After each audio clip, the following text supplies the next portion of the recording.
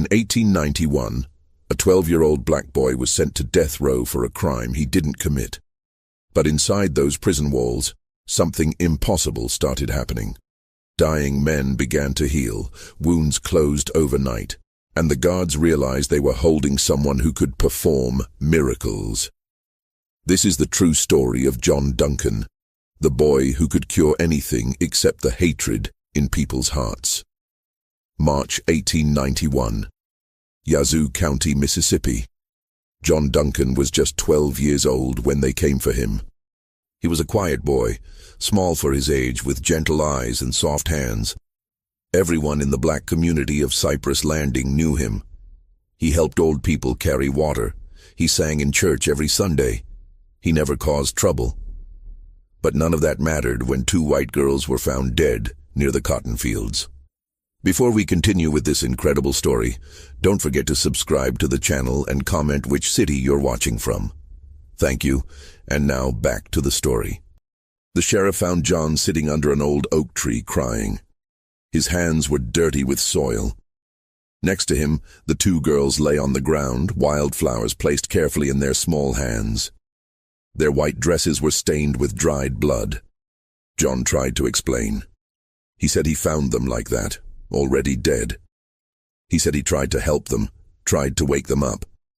But Sheriff Morton didn't want to hear it. He saw a black boy alone with 2 dead white girls. That was all he needed to see. They put chains on John's wrists and ankles. The chains were too big for him, made for grown men. They dragged on the ground as he walked. His mother screamed and begged, falling to her knees in the dirt.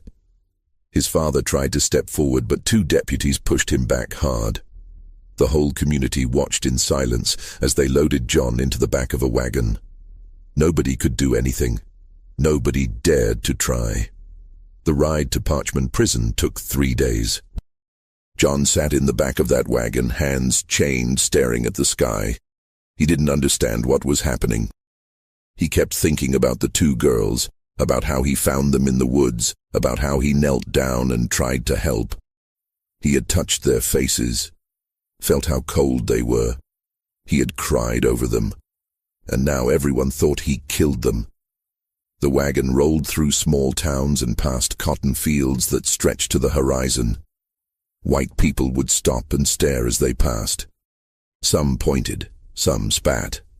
John heard the words they called him, words he had heard before but never understood the hate behind them until now. At night, they would chain him to a tree while the sheriff and deputies made camp. John would lie on the hard ground, looking up at the stars, wondering if he would ever see his family again. On the 2nd day, they stopped at a small town to buy supplies. A crowd gathered around the wagon, men in dirty work clothes, women in long dresses. Children no older than John himself. They all wanted to see the boy who killed the white girls. Someone threw a rock that hit John in the shoulder. Someone else threw rotten fruit. Sheriff Morton had to fire his gun in the air to make them back away. But John saw the hate in their eyes. He understood then that he was already dead. The hanging would just be a formality. When they arrived at Parchman, the guards looked surprised. They were expecting a man, not a child. The prison was a brutal place, built to hold the worst criminals in Mississippi. It was a massive farm where prisoners worked the fields in chains, breaking their backs under the hot sun. The death row section was separate, a long building with small cells where men waited to hang. Deputy Warden Thomas Mitchell was the first to really look at John. Mitchell was 45 years old, a tall man with gray hair and tired eyes. He had worked at Parchman for 15 years and thought he had seen everything. But when they brought John Duncan into his office, still in chains, Mitchell felt something twist in his chest. This was a child. A scared, confused child who should be playing with friends, not sitting in chains waiting to die.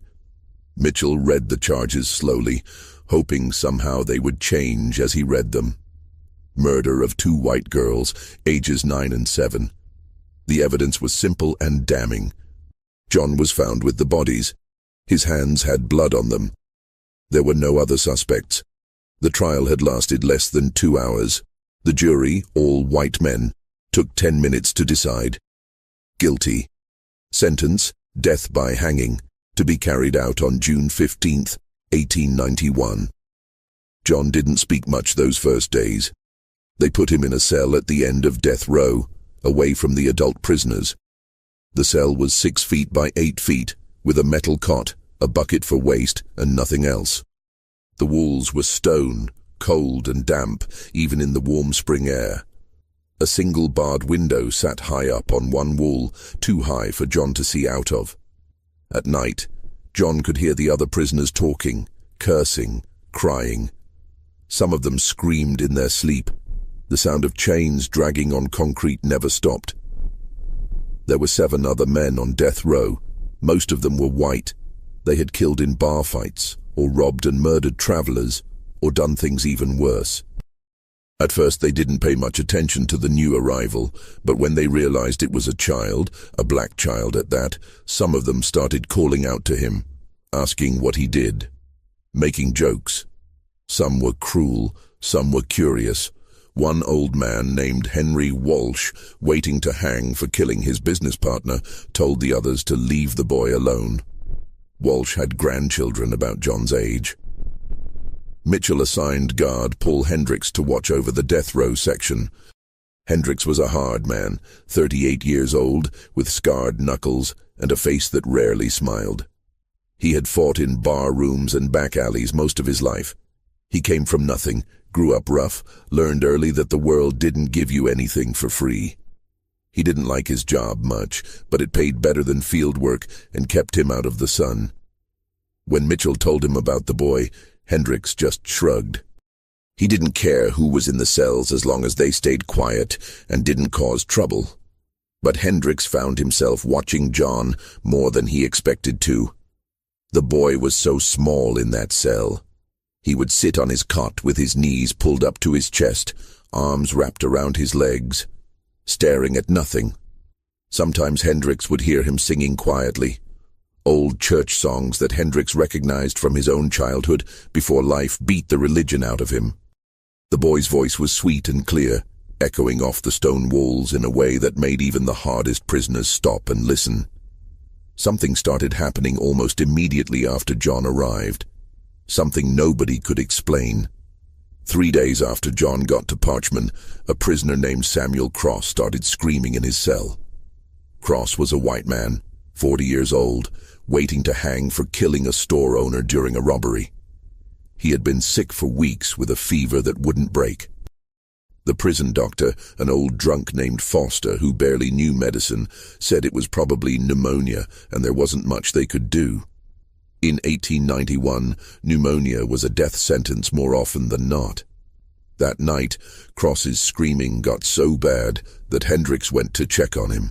The man was burning up, shaking violently, barely breathing. His skin was pale as paper and slick with sweat. His eyes were rolled back in his head. Hendricks figured he would be dead by morning. Maybe that was a mercy. Better than hanging. He walked past John's cell on his way back to his post, and the boy was standing at the bars, watching with those big, sad eyes. His small hands gripped the metal bars tight. Hendricks stopped. "What are you looking at, boy?" John didn't answer right away.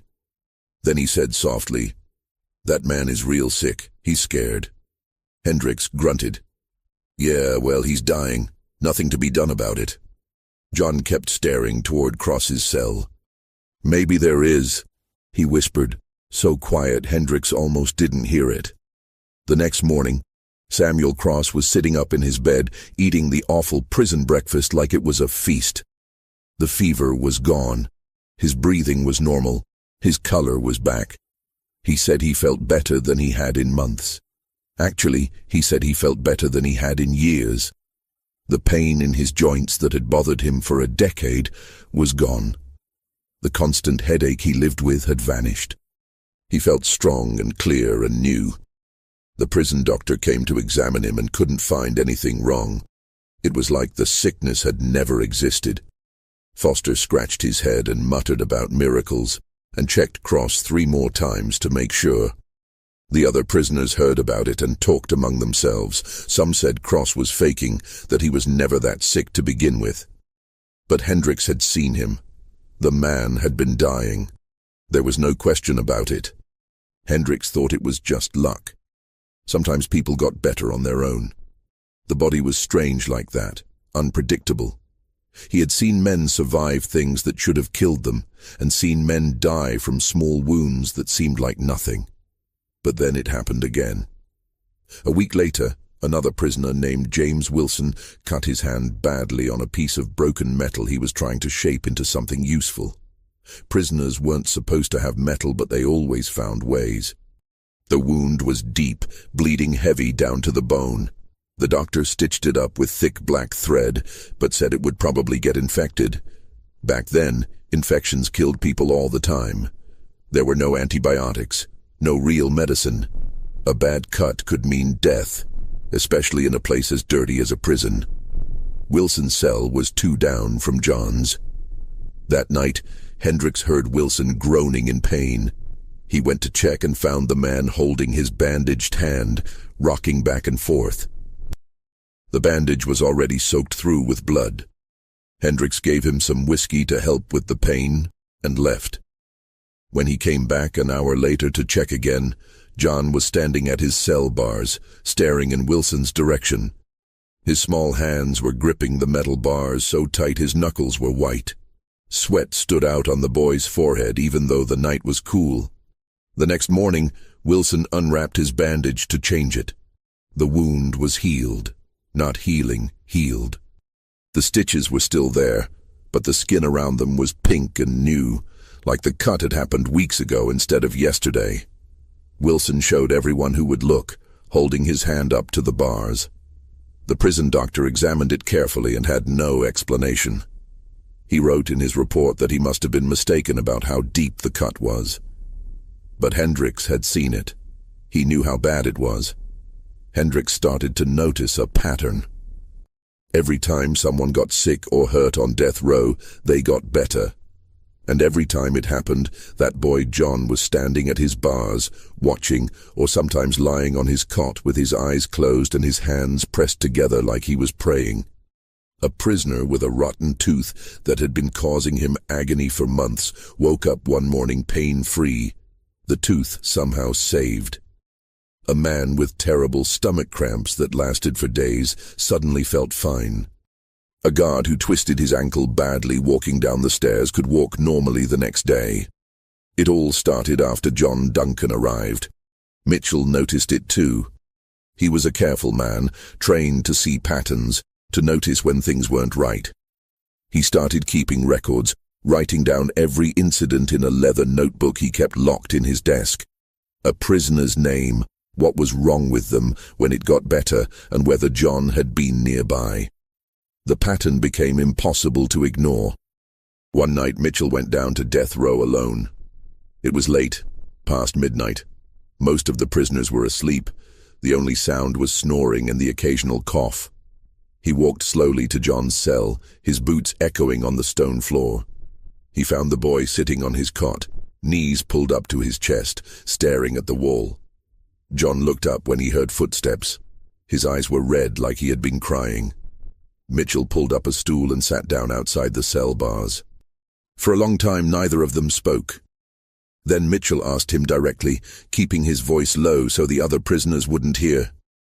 "Son, are you doing something to these men? Are you helping them somehow?" John didn't answer right away. He looked down at his hands, turning them over slowly, studying his palms like they belonged to someone else. Then he nodded once. Mitchell felt his heart beat faster. He had suspected it, but hearing the boy confirm it made it real. How? How are you doing it?" John's voice was so quiet Mitchell had to lean closer to hear. "I don't know how, sir. It just happens. When someone's hurting real bad, I can feel it. Like their hurt is inside me too. And if I think about them hard enough, if I really want them to be okay, sometimes the hurt goes away. It moves from them to me, and then it just disappears." Mitchell asked if it hurt John when he did it. The boy nodded again, more firmly this time. "Yes, sir. It feels like their pain moves into me for a little while. Sometimes it's real bad, like burning or being cut. Then it fades away slow. But I get real tired after. Real tired, like I've been working in the fields all day. He paused, then added, "My mama always said I had a gift. She made me promise not to tell nobody. Said people wouldn't understand. They would be afraid or they would use me." Mitchell sat there for a long time, looking at this child who could do impossible things. His mind raced with questions, with doubts, with wonder. Finally, he asked John what really happened that day in the woods with the two girls. John's eyes filled with tears that spilled down his cheeks. He said he was walking home from helping Mrs. Patterson with her garden. She was an old woman who lived alone, and John would go help her pull weeds and carry water twice a week. It was late afternoon, the sun getting low. He heard crying in the woods and went to look. He found the two girls lying there in a small clearing, bleeding from wounds in their chests. Their eyes were open, but not seeing. He ran to them, knelt down, tried to use his gift to heal them, like he had healed others before. But they were already gone. He was too late. The gift didn't work on people who were already dead. He had tried so hard concentrating until his head hurt, until his nose bled, but nothing happened. They stayed cold and still. He had cried over them, these two little girls he didn't even know. He had placed wildflowers in their hands because it seemed like the right thing to do, something respectful. And that's when Sheriff Morton found him. John said he had the gift for as long as he could remember. When he was little, maybe 5 years old, his grandmother got sick with a bad cough that wouldn't go away. She got weaker and weaker until she could barely get out of bed. John had climbed into bed beside her one night and held her hand, wishing real hard for her to get better, praying to God to help her. The next morning she was fine. The cough was gone. She got up and made breakfast like nothing had happened. His mother saw it happen again when John was 7. A neighbor's dog got hit by a wagon, its leg broken bad. Everyone said it would have to be shot. But John had touched the dog, and the next day it was running around like normal. After that, his mother sat him down and made him promise to keep it secret. She said people wouldn't understand.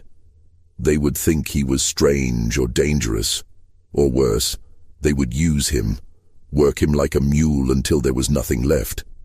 So John kept it secret, only using his gift when nobody was looking, when he could help without being noticed. But that day in the woods, he panicked. He tried so hard to bring those girls back that he didn't hear the sheriff coming. Didn't realize how bad it looked, a black boy kneeling over 2 dead white girls with blood on his hands. By the time he understood what was happening, what they thought he had done, the chains were already on him, and nobody would listen to his explanation. Nobody wanted to hear the truth. Mitchell believed him. He couldn't explain why exactly, but he did.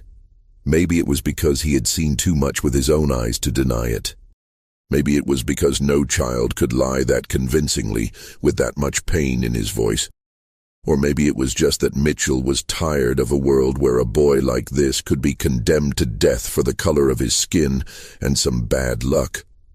Whatever the reason, he believed John Duncan was innocent. But believing the boy was innocent and proving it were two very different things. In Mississippi in 1891, a black child accused of killing white children had no chance. The courts didn't care about evidence or truth or justice. They cared about keeping white people happy and keeping black people afraid. The system was built to work this way, designed from the ground up to destroy people like John Duncan. Word about John's gift started spreading through the prison. At first it was just whispers, prisoners talking quietly through the walls at night when the guards weren't paying attention. But soon everyone knew. The men on death row, the guards who worked the night shift, the prisoners in the general population who heard stories from the death row inmates during meals or work detail. Some of the prisoners started asking for John's help directly, calling out to him through the walls. Men with old injuries that never healed right. Men with sicknesses the doctor couldn't fix or wouldn't try to fix. Men who just hurt all the time from years of hard labor and harder living. Hendricks told Mitchell they needed to stop it. If word got outside the prison walls, there would be trouble. People would either think they were making it up, lying about miracles to make the prison look good, or worse, they would believe it and want to use the boy. Rich people would come demanding healing for themselves and their families. Poor people would come begging. The church might get involved, calling John a saint or a demon depending on who you asked. It would become a circus. Mitchell agreed, but he didn't know how to stop something that happened without anyone planning it. He couldn't lock John away more than he already was. He couldn't stop people from getting sick or hurt. And he couldn't bring himself to tell John to stop helping people, not when the boy seemed to need to do it, like it was the only thing that gave his life meaning. Then one of the other guards, a man named Robert Clay, came to Mitchell with an idea. Clay was different from most of the guards at Parchman. He was educated, had gone to college for 2 years before money ran out. He read books. He thought about things. He was quiet and serious, and the other guards thought he was strange. Clay said if John really had this gift, if he could really heal people, they should test it properly. Bring someone who was really sick, someone dying, and see if John could help. If he could, maybe they could use that to prove John was special. Maybe they could get him a new trial, get important people interested in his case. Maybe they could save his life. Mitchell didn't like the idea. It felt wrong, using a child's gift like that. It felt like they would be no better than the people his mother warned him about, the ones who would work him like a mule. But he also knew it might be John's only chance. The execution date was set for June 15th, just 3 months away now. Without something dramatic, something undeniable, something that would make people pay attention, John Duncan would hang. They would put a noose around the neck of a 12-year-old boy and drop him through a trap door, and that would be the end of it. They decided to bring in Clay's own father. Martin Clay was 68 years old and dying of cancer. The doctors had given up on him months ago. The tumor in his stomach was eating him alive from the inside. He couldn't eat solid food anymore, could barely drink water without vomiting. The pain was so bad, he spent most days in a chair by the window, too tired to even read the Bible that sat in his lap. His son Robert had watched him waste away, getting thinner and weaker, the life draining out of him day by day. The doctors said he had maybe a month left, probably less. Robert Clay asked his father if he would be willing to see the boy, to let John try to help him. Martin agreed without hesitation. He had nothing to lose. He was already dying. They brought Martin Clay to the prison on a Sunday morning in early May. It took 2 men to help him walk from the wagon to the warden's office. His skin had a yellow color to it. His eyes were sunken deep in his skull. He weighed maybe 90 pounds, all bones and loose skin. They put him carefully in a padded chair and brought John in. John looked at the old man and immediately his eyes got wet with tears. He could feel the pain radiating from Martin Clay like heat from a fire on a cold night. It was overwhelming, a constant burning agony that filled every part of the old man's body. Without being told what to do, without asking permission, John walked over slowly and placed his small hands on Martin's stomach, right where Robert said the tumor was. Martin gasped at the touch. He said later it felt like ice water and hot fire at the same time, spreading through his body from where the boy's hands rested. John closed his eyes tight. His hands started shaking. Sweat broke out on his forehead and ran down his face. His breathing became fast and shallow. Everyone in the room watched in complete silence. Mitchell stood by the door. Robert Clay stood behind his father's chair. Hendricks was there too, along with 2 other guards who had come to see for themselves. Nobody moved. Nobody spoke. The only sound was the old man's breathing and a soft humming sound that seemed to come from John himself. After about 5 minutes that felt like 5 hours, John pulled his hands away suddenly and stumbled backward. Mitchell caught him before he fell. The boy was pale as milk, breathing hard, looking like he might pass out or throw up or both. Mitchell helped him to a chair and made him sit down. John's nose was bleeding, a thin line of red running over his lip. His hands were shaking so bad he couldn't hold them still. Martin Clay sat very still for a moment, his eyes wide. Then he took a deep breath, deeper than he had been able to breathe in months. He put his hand on his stomach, pressing gently where the tumor had been. The constant, terrible pain that had lived there for so long was gone. Just gone, like it had never existed. He looked at his son with tears running down his face. "Robert," he whispered, his voice stronger than it had been in weeks. "It doesn't hurt anymore. Robert, it doesn't hurt." Over the next week, Martin Clay got stronger. Not all at once, but steady and sure. He started eating again, small amounts at first, then more.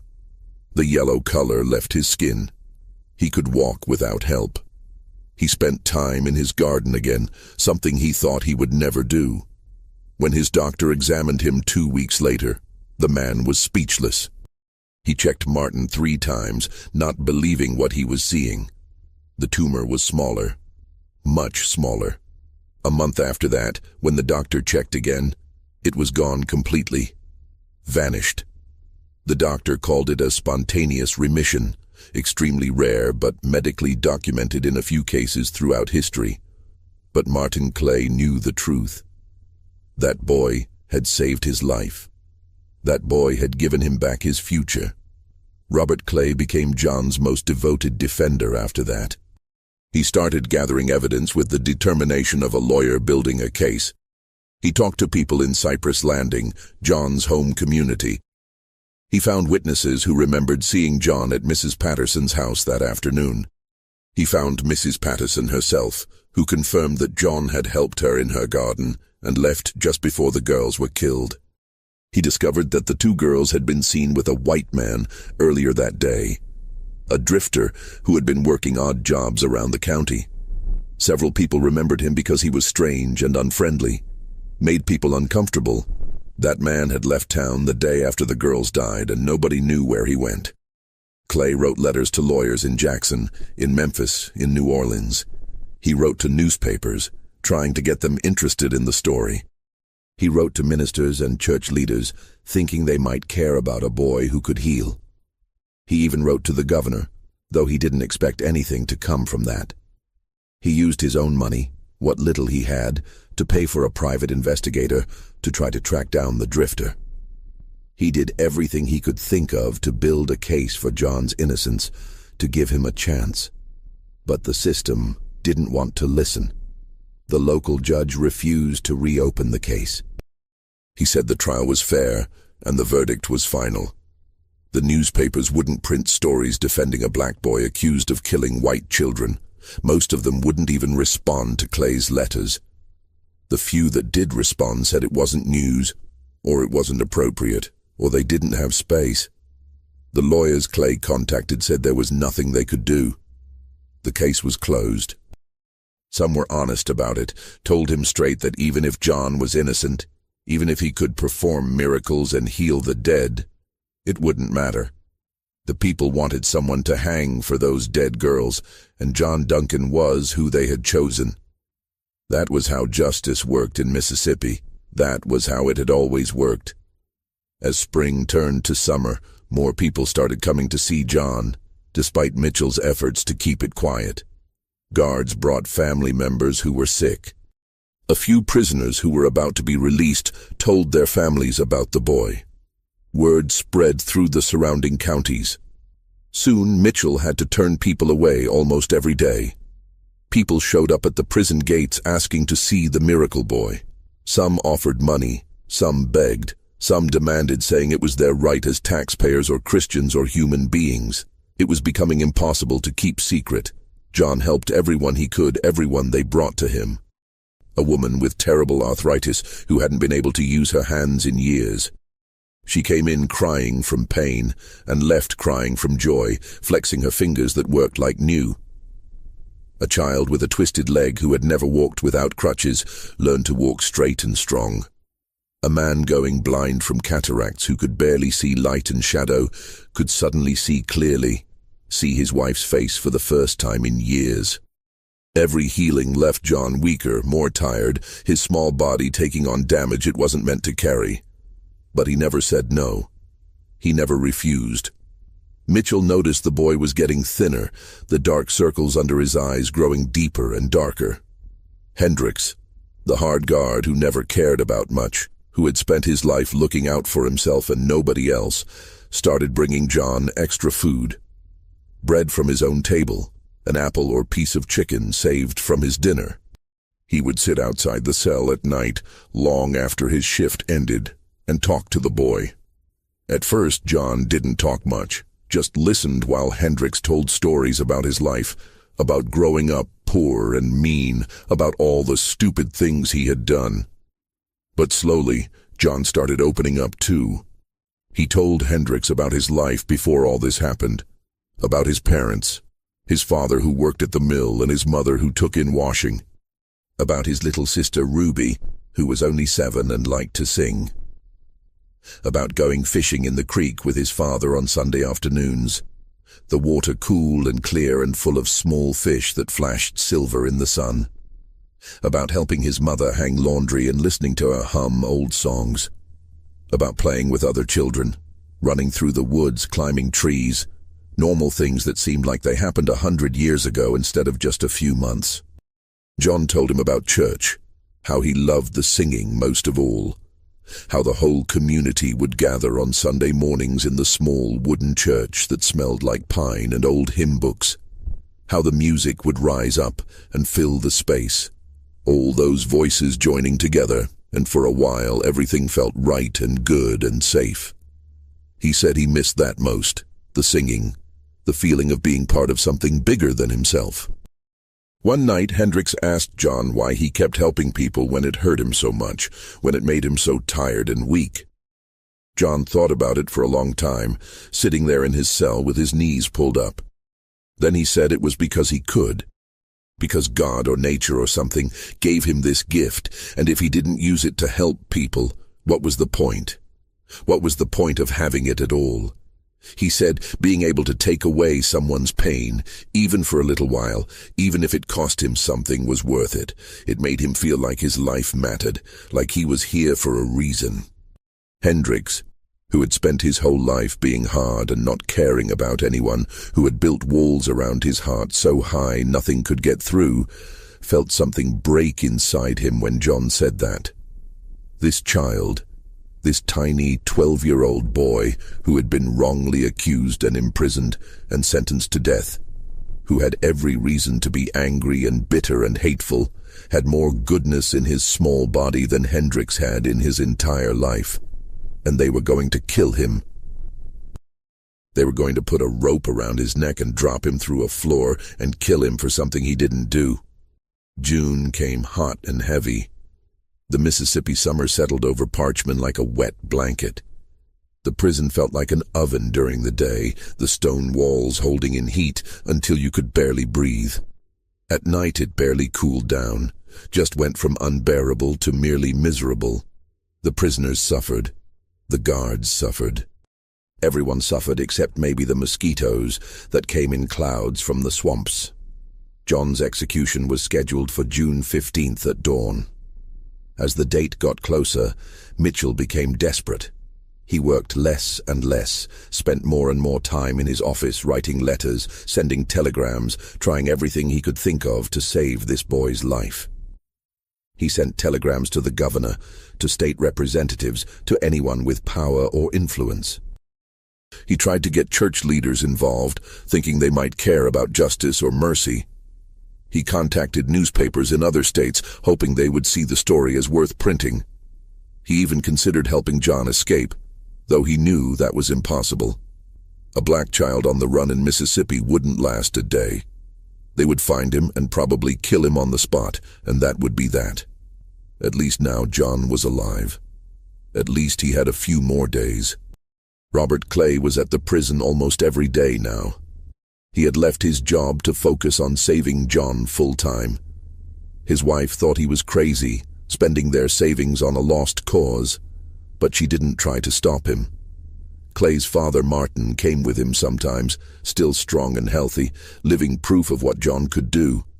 They would sit with John, talk to him, try to keep his spirits up.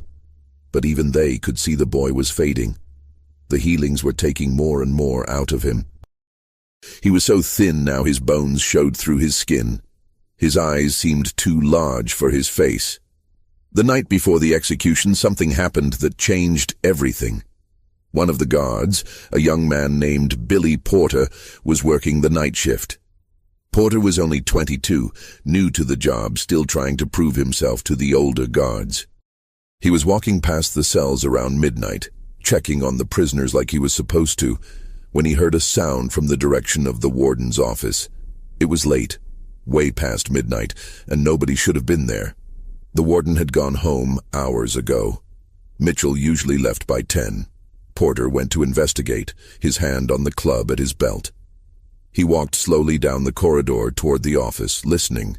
He heard voices, angry and raised. He couldn't make out the words, but he could hear the emotion.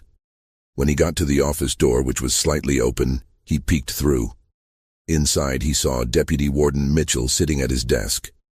Standing in front of the desk was Robert Clay, and he was holding a gun. Porter froze, not sure what to do. He heard Clay shouting at Mitchell, saying he had to help John escape, that it was the only way.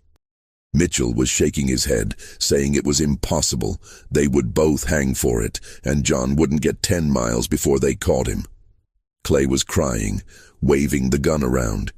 He said he didn't care anymore, that he couldn't stand by and watch them kill an innocent child, that he would rather die trying to save him than live knowing he didn't try.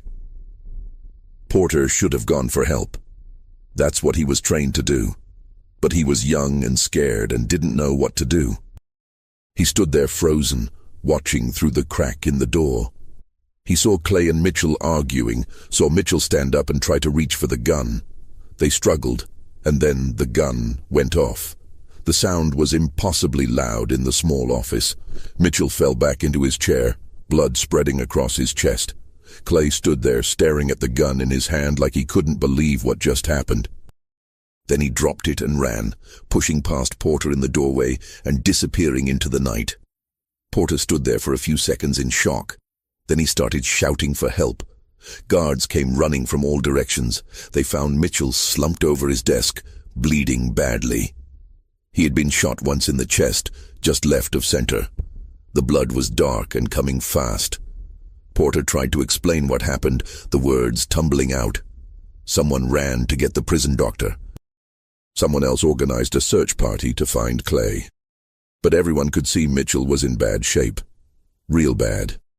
They brought Mitchell down to the prison doctor's office, 4 men carrying him as gently as they could. The doctor, old Foster, with his shaking hands and whiskey breath, took one look at the wound and shook his head. The bullet had gone through Mitchell's lung.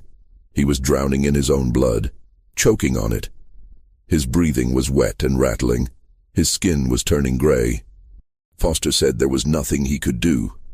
Mitchell would be dead within the hour, maybe less. The nearest real hospital was 2 days away by horse and wagon. There was no time. There was nothing anyone could do. Hendricks stood there, watching his boss and friend dying, blood bubbling from his lips with each shallow breath. And suddenly he knew what had to be done. He didn't think about it, didn't plan it, just acted. He ran down to death row, his boots pounding on the stone floor. He grabbed the keys from the wall and unlocked John's cell. John was awake, sitting on his cot, looking scared. He had heard the gunshot, heard the shouting. Hendricks grabbed the boy's arm and pulled him up. "Come with me, now." John didn't ask questions, just followed as Hendricks dragged him through the corridors back to the doctor's office. The other guards tried to stop them, asking what Hendricks was doing, but he pushed through them. He didn't care anymore about rules or consequences. He had spent his whole life following rules, and where had it got him? Nowhere good. He brought John into the room where Mitchell lay dying. Mitchell's eyes were half closed, his breathing rattling and wet with blood. There was so much blood, on his shirt, on the table, on the floor. Hendricks practically threw John toward the table. "Help him," Hendricks said, his voice breaking. "Please, son. He's a good man. He tried to help you. He's been trying to save you. Please." John looked at the dying man and his eyes went wide. He could feel the damage inside Mitchell's body, could feel the torn lung and the blood filling up his chest and the heart struggling to keep beating. It was bad. Worse than anything he had tried to heal before. But he didn't hesitate. He climbed up on a stool so he could reach better and placed both his small hands over the wound on Mitchell's chest. Blood soaked through his fingers, warm and sticky. He closed his eyes and concentrated harder than he ever had before. Everyone in the room watched in silence as the boy's hands began to glow with a soft blue light. At first it was so faint they thought they were imagining it, that it was just the lamplight playing tricks. But it got brighter, pulsing in rhythm with Mitchell's failing heartbeat. The light grew and grew, casting strange shadows on the walls, turning everything in the room blue and cold and beautiful. John started to shake violently. His nose began to bleed, thin lines of red running down over his lips and chin. He made a sound deep in his throat, half cry and half moan, but he didn't stop.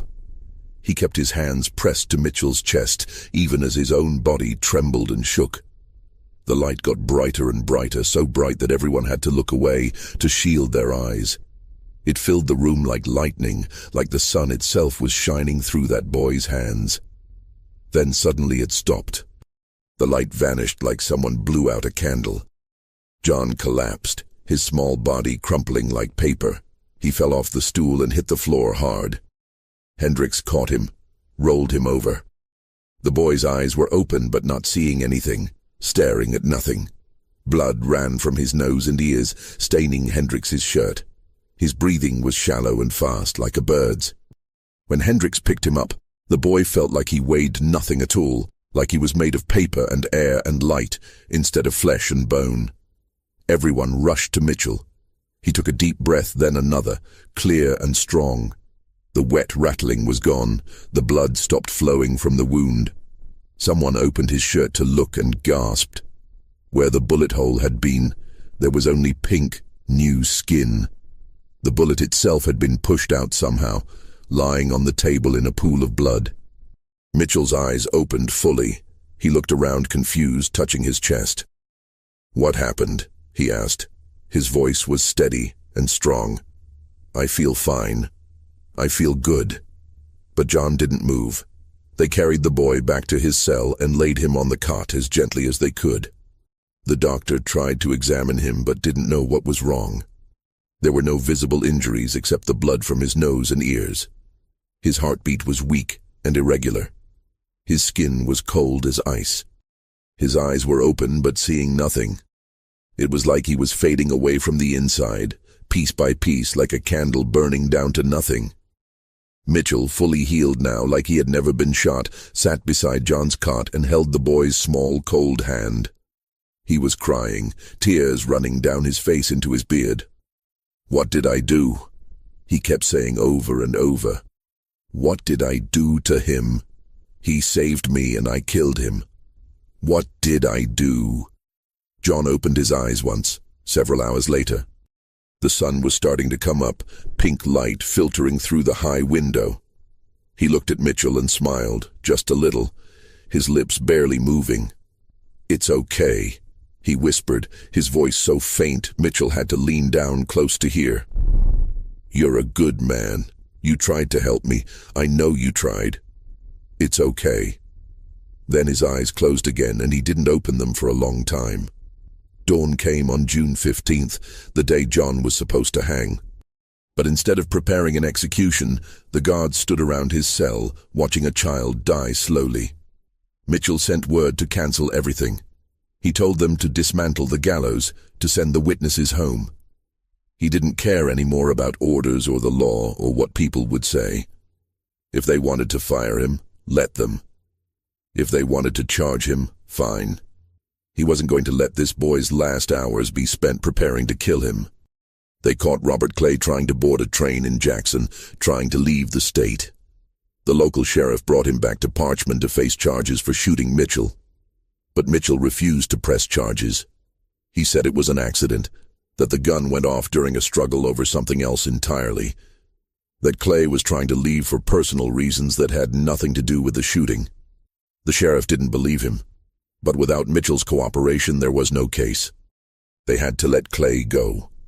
Clay went immediately to the prison when he heard John was dying. They let him in. He ran down to death row and fell to his knees beside John's cot. The boy was barely conscious by then. 3 days had passed since he healed Mitchell. In that time he hadn't eaten or drunk anything. His body seemed to be shutting down, system by system, like a machine running out of power. Clay sat beside him and cried like a child. He told John he was sorry, that he never meant for any of this to happen, that he only wanted to save him. John squeezed his hand weakly, the only sign that he heard. Mitchell finally sent word to John's parents on the 4th day. He should have done it sooner, but he kept hoping the boy would get better, that he wouldn't have to make that terrible letter. But John was getting worse, not better. His breathing was shallow and irregular, his skin was gray, his eyes stayed closed. The doctor said there was nothing medically wrong with him, but he was dying anyway, dying from the inside out. John's parents came as fast as they could, traveling 2 days without stopping to rest or sleep. When they finally arrived at Parchman and the guards brought them down to death row, John's mother saw her son lying on that narrow cot and let out a sound that nobody who heard it ever forgot. It wasn't a scream or a cry, it was something deeper and more terrible, a sound of pure grief that seemed to come from the bottom of her soul. She ran to the cell and the guards unlocked it quickly, letting her in. She climbed into the narrow cot with John, gathering his small, thin body into her arms. She held him against her chest, rocking him like she did when he was a baby, when he was small and innocent, and the world hadn't hurt him yet. She sang to him, old songs from when he was little, her voice broken and raw but still beautiful. His father stood at the bars, one hand reaching through to touch his son's foot, unable to speak through his tears. John woke up one more time, on the morning of the 6th day after he healed Mitchell. His mother and father were there. So were Mitchell, Hendricks, Clay, and a dozen guards who had come to know the boy, who had watched him heal others, who had seen the goodness in him. John looked at each of them with clear eyes, more clear than they had been in days. He seemed at peace. He spoke quietly, but everyone heard him. He said he wasn't afraid. He said he understood why things happened the way they did, even if it didn't seem fair. He said the gift was never really his anyway, it just moved through him like water through a pipe, and now it was time to let it go. He told his mother not to be sad, that he got to help a lot of people, and that was more than most people got to do in a whole lifetime. He told his father to take care of Ruby, to make sure she went to school and learned to read.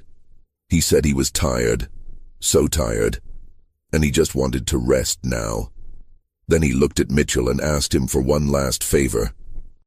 He asked if Mitchell would make sure people knew the truth, that he didn't kill those girls, that he only ever tried to help people, that he used his gift for good. Mitchell promised through his tears. He swore on everything he had, on his life, on his soul, that he would tell the truth, that he would make sure John Duncan's name was cleared. John smiled. He closed his eyes and took his mother's hand and his father's hand. He whispered one more thing, so quiet they could barely hear. "Tell Ruby I love her. Tell her to sing for me." And then he was gone. Just like that, gentle and quiet, like falling asleep. His breathing stopped. His heart stopped. The life left his body, and he was at peace. John Duncan died at 10 in the morning on June 18th, 1891. He was 12 years old. He had lived in that prison cell for exactly 3 months and 1 week. The official cause of death was listed as heart failure by the prison doctor, who had no other words for what happened. But everyone who was there knew the truth. John had given everything he had to heal others. He had burned himself out like a candle, using up every bit of light inside him until there was nothing left. He had saved so many people that he couldn't save himself. They buried John in the prison cemetery, in hard Mississippi ground, under a pine tree. The grave was marked with just a wooden cross, and his name carved into it. John Duncan, 1879-1891. His parents wanted to take him home, wanted to bury him in the community cemetery in Cypress Landing, where his grandmother was buried, where he belonged. But the state wouldn't allow it. Technically, he was still a convicted prisoner. His name hadn't been cleared yet. So he stayed there at Parchman, far from the family and community that loved him. But Thomas Mitchell kept his promise. He spent the next 6 months of his life working to clear John's name. He compiled all the evidence Robert Clay had gathered. He wrote detailed reports about everything that happened at the prison, about the healings, about the kind of boy John was. He found more witnesses. He tracked down people who had seen the drifter with the girls. He worked day and night, barely sleeping, driven by guilt and grief and determination. Finally, in December of 1891, the state agreed to reopen the case. With all the new evidence, with multiple witnesses, with the pressure Mitchell and Clay had brought to bear, they couldn't ignore it anymore. A new hearing was held. The judge reviewed everything, and on Christmas Eve, 1891, John Duncan was officially declared innocent. His conviction was overturned. The state admitted quietly and without much fanfare that they had executed the wrong person. Well, they hadn't executed him, but they had killed him just the same. The real killer was never found. Some old folks in Cypress Landing said years later that a drifter named Samuel Pruitt confessed on his deathbed in Texas to killing 2 girls in Mississippi back in 1891. But by then it didn't matter much. The damage was done. John was dead. His family was destroyed. Nothing could bring him back or undo what happened. Word spread about what John could do and what happened to him. Newspapers finally picked up the story after his death, once it was safe, once it couldn't help him anymore. At first, people didn't believe it. They said it was superstition or lies or exaggeration. But too many people had been healed. Too many witnesses had seen impossible things. Martin Clay lived another 22 years, healthy and strong, telling everyone who would listen about the boy who saved his life. He died in 1913 at age 90, having outlived most of his own children, and his last words were about John Duncan. Thomas Mitchell left Parchman Prison in 1892. He couldn't work there anymore, couldn't walk those halls without seeing John's face, without hearing his quiet voice singing hymns in the night. He spent the rest of his life working for prison reform, trying to change a system that would condemn a child to death based on nothing but skin color and bad luck. He gave speeches, wrote articles, lobbied legislators. He became known as a voice for justice, though he always said he was just trying to make up for his failure to save one boy. He died in 1935 at age 79, and they say his last words were an apology to John Duncan. Paul Hendricks left Parchman too, a few months after Mitchell. He moved north to Ohio, as far from Mississippi as he could get while staying in the country. He became a different kind of man there, softer, kinder, more patient. He volunteered at a children's hospital, reading to sick kids, bringing them toys. He never married, never had children of his own. People who knew him in Ohio would have been shocked to learn about his past, about the hard, mean man he used to be. He died in 1921, and in his will he left everything he had to organizations that helped sick children. It wasn't much money, but it was everything he had. Robert Clay never forgave himself for what happened to Mitchell and, indirectly, to John. He fell into depression after John's death, barely able to function. His wife left him, taking their children, unable to watch him destroy himself. He lost his job, then his house. He ended up living in a boarding house, doing odd jobs to survive. But he kept John's memory alive. He wrote a book about him, published in 1895, called The Healing Boy of Parchman. It didn't sell many copies, but the people who read it were moved by it. Clay died in 1903, probably from drinking too much alone in that boarding house. They found John's photograph on his bedside table. John's mother died 3 years after her son, in 1894. People said it was pneumonia, but everyone knew it was really a broken heart. She never smiled again after John died. She stopped singing. She stopped going to church. She just faded away slowly until there was nothing left. John's father lived longer but was never the same. He became quiet and distant, working at the mill but not really living. He died in 1906. Ruby, John's little sister, grew up and moved north to Chicago. She became a teacher, married a good man, had children of her own. She named her first son John, and she told him stories about his uncle who could work miracles. When Ruby died in 1957 at age 73, she was buried with a photograph of her brother that she had carried with her whole life. Over the years, people started visiting John's grave at Parchman. At first, just a few people, family members or people from Cypress Landing who remembered him. Then people who had heard the stories. Then people who had been healed by him, or children and grandchildren of people who had been healed. They brought flowers. They brought prayers. They brought small tokens, things John might have liked. Some brought their sick children and prayed over the grave, hoping for healing even though John was long gone. They said sometimes they felt a warmth in the air around the grave, like John was still there somehow, still trying to help. The wooden cross rotted away after a few years, weathered by sun and rain. Someone from the community replaced it with a stone marker in 1895. Then in 1910, someone else paid for a proper headstone made of marble. It had an inscription that read, John Duncan, 1879-1891. He healed the sick and loved his enemies. Gone, but never forgotten. By 1920, there was a small fence around the grave, painted white, kept neat by volunteers. People left flowers there year-round. On the anniversary of his death, June 18th, people would gather for a memorial service. They sang the old hymns John used to sing. They told stories about him. They reminded each other that one boy, one small, powerless boy, had changed dozens of lives just by refusing to let hate and fear turn him cruel. Medical science would eventually explain some of what John could do, or at least try to. Doctors and researchers became interested in cases of spontaneous healing, in the power of touch and belief, in things that seemed impossible but happened anyway. Some said John had been a fraud, that the healings were coincidence or misdiagnosis. But they couldn't explain Martin Clay's tumor vanishing.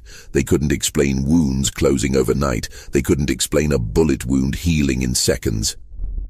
So mostly they just avoided talking about it, because it didn't fit into their understanding of how the world worked. But no scientific explanation could capture what John Duncan really was.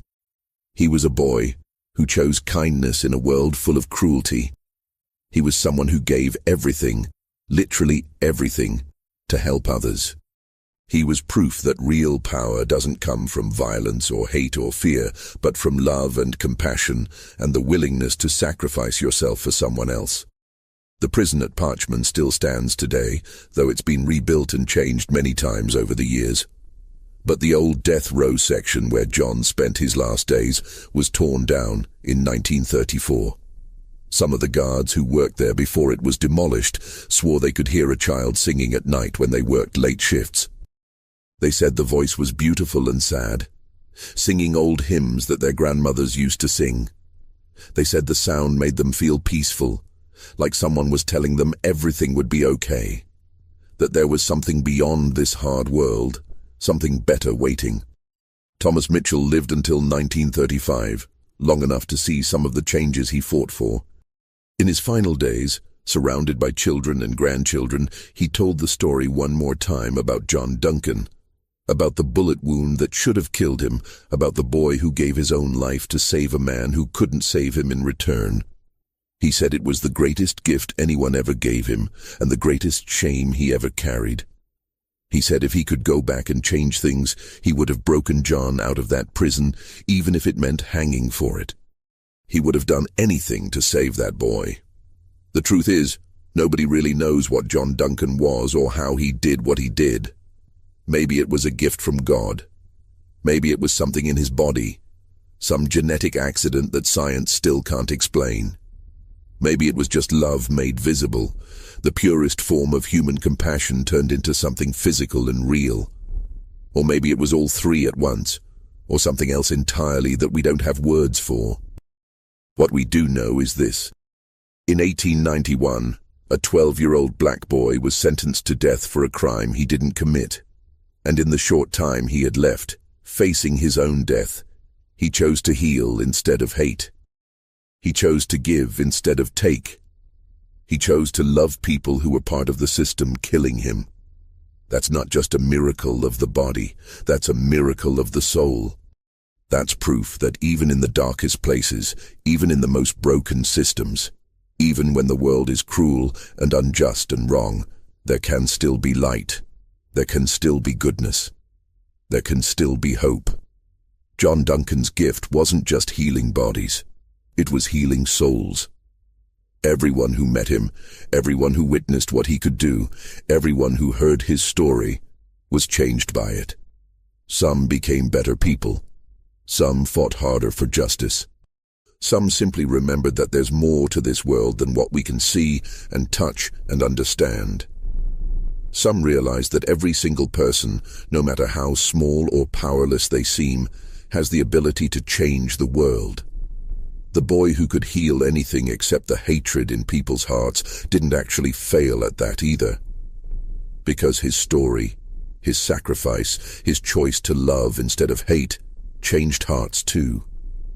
Maybe not all of them, maybe not even most of them, but some. And sometimes some is enough. Sometimes one light in the darkness is enough to help others find their way. More than 130 years have passed since John Duncan died in that prison cell. The world has changed in ways he couldn't have imagined. But his story remains, passed down through generations, told and retold, reminding us of something we too often forget. That kindness is its own kind of power. That love can overcome hate. That one person's choice to be good can ripple out through time and touch lives they never even knew existed. Today, if you visit the old Parchman prison grounds, you can still find John's grave. It's well maintained now, a historical site that people visit from around the country. The marble headstone still stands, though weathered by more than a century of rain and sun. Fresh flowers are always there, left by visitors who never knew John, but who know his story. Some leave notes, prayers, wishes. Some leave coins, an old tradition meaning someone was there, someone remembered. Some just stand there for a while, quiet, thinking about a boy who died more than 100 years ago but whose light still shines. And if you stand there long enough, quiet enough, some people swear you can feel something. A warmth in the air. A sense of peace.